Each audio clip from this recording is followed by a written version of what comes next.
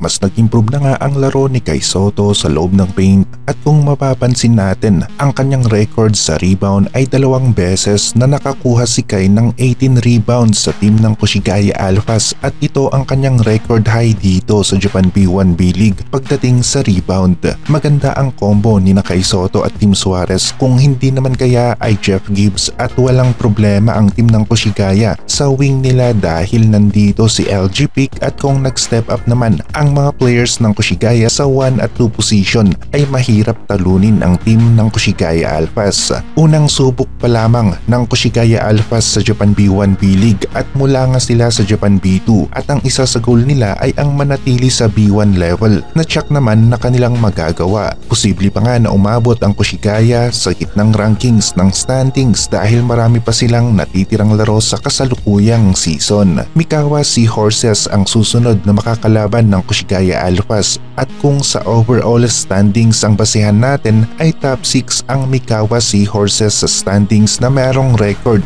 na 18 wins at 8 losses lamang. Ibig sabihin nito malakas na team ang Mikawa at ang Koshigaya ang underdog team sa game matchup nating ito. May momentum rin ang Koshigaya Alphas mula sa kanilang 2 sunod na panalo kaya naman makapagbibigay sila ng magandang laban o performance at may pag-asa pa rin ang Koshigaya na may panalo ang kanilang laro laban sa team ng Mikawa. Malalakas ang mga imports ng Mikawa Seahorses. Nandito ang veteranong si Jake Layman na umabot ang kalibre ng laro sa NBA at isa siya sa top performer ng Mikawa Seahorses. Magiging abala si LG Pick sa pagbantay sa player na ito, isa sa kailangan na malimitahan ng Koshigaya Alphas sa opensa. Devante Gardner, isang solid import ng Mikawa Seahorses na naglalaro sa 4 at 5 position. Malapad ang frame pero meron namang Jeff Gibbs ang Koshigaya na tatapat sa kanya. Magiging parehasan ang frontcourt ng dalawang teams at para sa akin mas angat pa nga ng konti ang frontline ng Koshigaya Alphas at maganda-ganda ang chance nila na manalo laban sa team ng Mikawa Seahorses dahil sa height